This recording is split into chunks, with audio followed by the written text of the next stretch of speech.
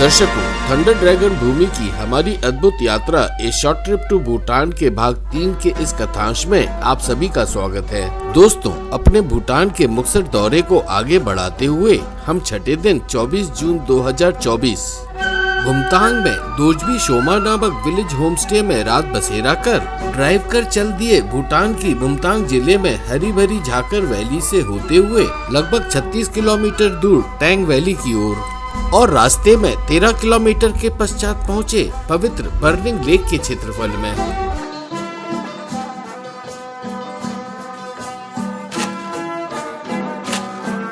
मित्रों, सामने इस सक्रिय पैदल के रास्ते चलकर 10 मिनट के अंतराल हम पहुँचे मेबरचो यानी बर्निंग लेक के रूप में विख्यात टैंग घाटी में एक नदी के किनारे पवित्र कुंड के प्रांगण में।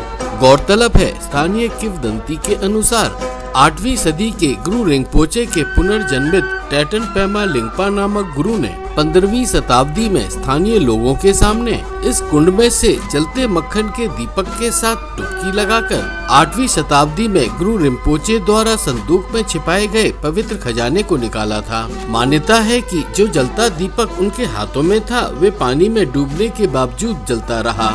हाँ दोस्तों, तभी से इस कुंड का नाम मेबरचो यानी बर्निंग लेक पड़ गया। बौद्ध गुरु टर्टन पेमा लिंगपा को समर्पित रंग बिरंगे प्रार्थना झंडों के बीच भूटान की पवित्र बर्निंग लेक का संक्षिप्त दौरा करने के बाद हम 23 किलोमीटर की दूरी 1 घंटे की ड्राइव कर पहुंचे टैंग वैली में स्थित ओगेन चोलिंग नामक विख्यात हेरिटेज हाउस और म्यूजियम के इलाके में। गौरतलब है, ओगेन चोलिंग हेरिटेज हाउस टैंग घाटी में स्थित एक ऐतिहासिक पर्यटन स्थल है।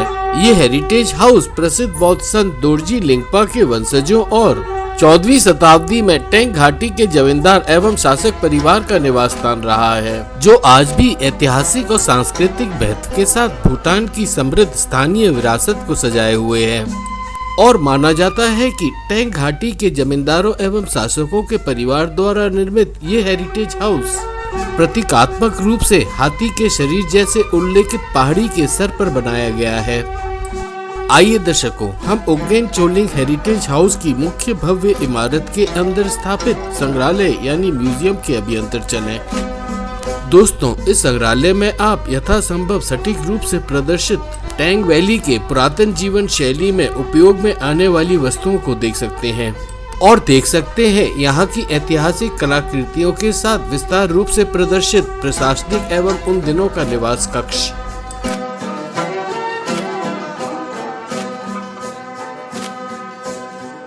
ये है संग्रहालय में बौद्ध मंदिर का कमरा, जो जटिल लकड़ी के काम और अलंकृत सजावट के साथ पारंपरिक भूटानी वास्तुकला शैली में बना है। मित्रों, ओगेन चोलिंग हेरिटेज हाउस के बाहर टैंग घाटी के स्थानीय बुनकरों द्वारा प्रस्तुत शाल की खरीदारी कर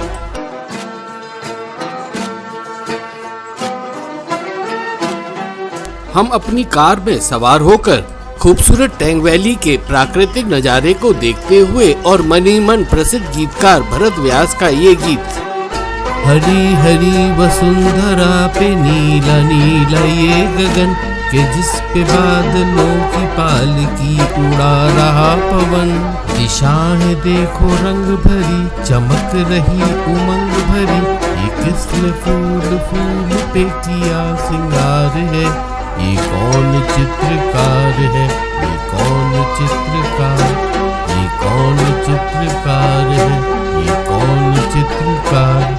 गुनगुनाते हुए हम अद्भुत सुंदर टैंग घाटी को अलविदा कहे और इस वैली के यादगार परिदृश्य को अपने जहन में लिए हम वापस लौट चले भुमतांग में जाकर वैली की ओर।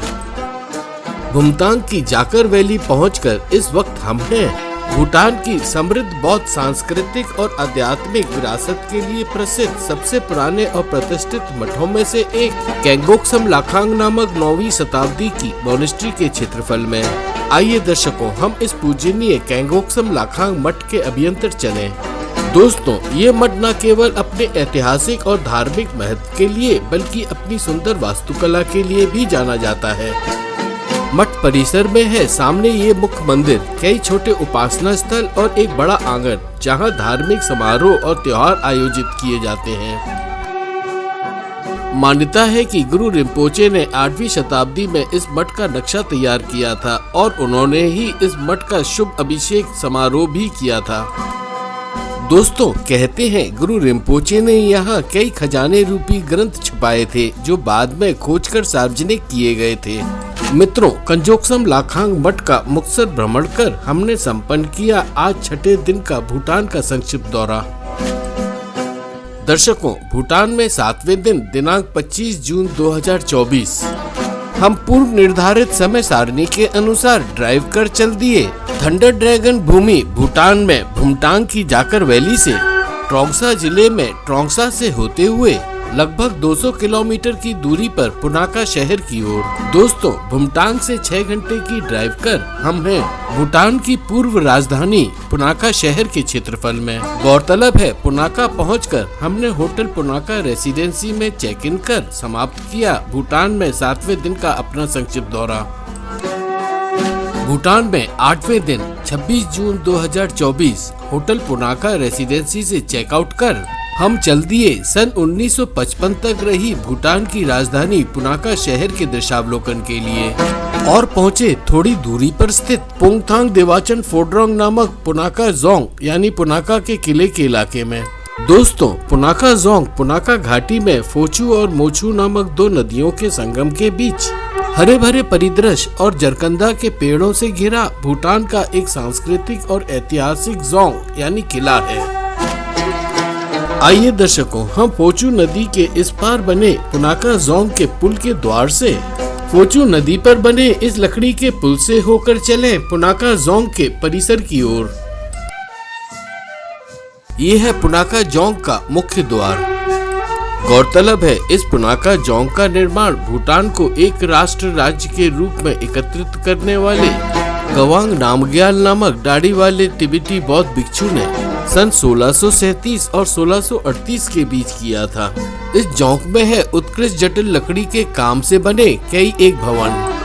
हाँ दोस्तों, भूटानी वास्तुकला से बने इन भवनों में 1955 तक, जब तक थिम्पू को राजधानी के रूप में स्थापित नहीं किया गया था, भूटान का प्रशासनिक और केंद्रीय काम होता था। ये है जोंग में बना बुद्धा का मंदिर, जिसमें रखे हुए हैं पूजनीय प्राचीन तिब्बती बौद्ध संप्रदाय के स्मृति चिन्ह। दोस्तों, पुनाका में पुनाका जोंग का संक्षिप्त दौरा कर हम यहाँ से थोड़ी दूर ड्राइव कर पहुँचे पुनाका में हमारे अंतिम दर्शनीय स्थान पुनाका सस्पेंशन ब्रिज के इलाके में।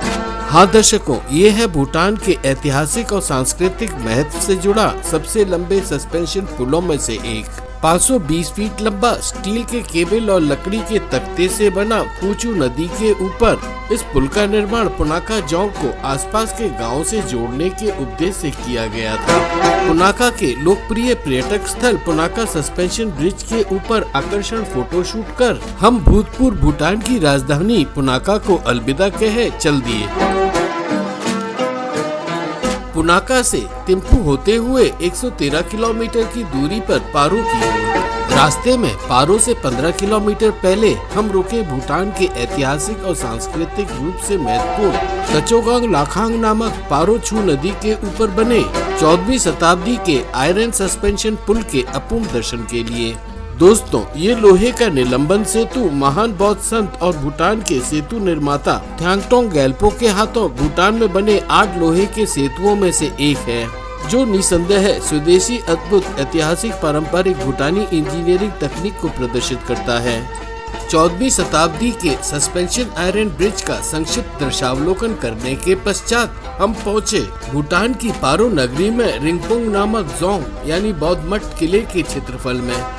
दर्शकों, खेद है, समय का अभाव होने के कारण हम इस जोंग यानी बौद्ध मठ किले का दौरा नहीं कर पाए। मित्रों, अंततः पारो के मुख्य बाजार केंद्र पहुंचकर हमने 8वें दिन का भूटान में अपना मुक्तसर भ्रमण संपन्न किया। भूटान में 9वें और अपने भूटान के मुक्तसर दौरे के अंतिम दिन दिनांक 27 जून 2024 भोर सुबह हम पहुंचे पारो के मुख्य बाजार केंद्र से 10 किलोमीटर दूरी पर तत्सांग पालफोग यानी टाइगर नेस्ट नामक बौद्ध मठ व आश्रम के परिदर्शन के लिए।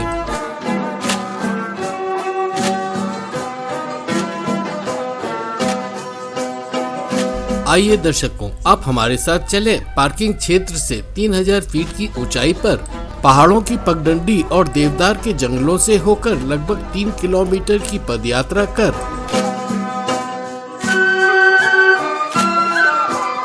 सुप्रसिद्ध टाइगर नेस्ट नामक बौद्ध मठ व आश्रम की ओर।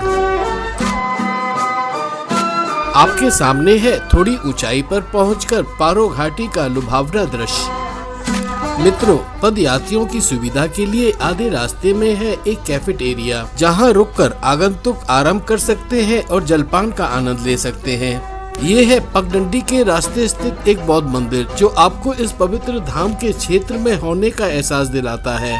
दोस्तों, 3 घंटे की चढ़ाई के बाद हमें दर्शन हुए 1692 में रहे भूटान के शासक ग्याल्से तेंजिन रबागे द्वारा निर्मित टाइगर नेस्ट नामक इस बौद्ध मठ और आश्रम के। गौरतलब है, स्थानीय किंवदंती के अनुसार 8वीं शताब्दी में भूटान में बौद्ध धर्म की शुरुआत करने वाले गुरु रिम्पोचे ने तिब्बत से यहाँ इस क्षेत्र में एक आतंकित करने वाले राक्षस को वश में करने के लिए अपनी पत्नी यशे शोग्याल, जिन्होंने गुरु की सहायता के लिए शेरनी का रूप धारण किया था, उनकी पीठ पर बैठकर उड़ान भरकर यहाँ आए थे। इसीलिए इस मठ का नाम टाइगर नेस्ट पड़ा। दोस्तों, टाइगर नेस्ट मठ व आश्रम का 6 किलोमीटर की संपूर्ण पदयात्रा के साथ लगभग 3000 फीट का आरोहण कर हम पहुंचे भूटान के प्रतिष्ठित तीर्थ स्थल डमटसेक लाखांग नामक प्राचीन स्तूपा जैसी संरचना वाले 1421 में निर्मित बौद्ध मठ के प्रांगण में। गौरतलब है, इस मठ का निर्माण तिब्बत और भूटान में कई एक लोहे की श्रृंखला वाले पुलों के निर्माणकर्ता संत गुरु थ्यांगतुंग ग्याल्पो द्वारा नागों की आत्मा को वश में करने व नकारात्मक ऊर्जा का प्रतिकार करने के लिए किया गया था। दर्शकों, अंततः आज के दिन भर की थकावट मिटाने के लिए हम हैं पारंपरिक भूटानी गर्म पत्थर के स्नान, जिसे स्थानीय भाषा में मौंचू कहा जाता है, के प्रांगण में। हाँ दोस्तों, ये पत्थर का स्नान भूटानी संस्कृति में एक चिकित्सीय स्नान है, जिसमें आपको हाइड्रोथेरेपी, हीट थेरेपी और प्राकृतिक खनिजों के तत्वों के उपयोग के साथ आरामदेह अनुभव बखूबी मिलता है। यह थेरेपी त्वचा की स्थिति का इलाज करने अथवा नींद में सुधार के लिए भी फायदेमंद है। ये है टब, जिसमें पानी को पत्थर द्वारा गर्म कर स्थानीय औषधीय जड़ी बूटियाँ और अन्य औपचारिक पौधों को इसमें मिलाया जाता है। माना जाता है कि ये जड़ी बूटियाँ स्नान के औपचारिक गुणों को बढ़ा देती हैं। इसी के साथ मित्रों, आज 9वें दिन का अंत हमने किया पारो के मुख्य बाजार पहुँचकर।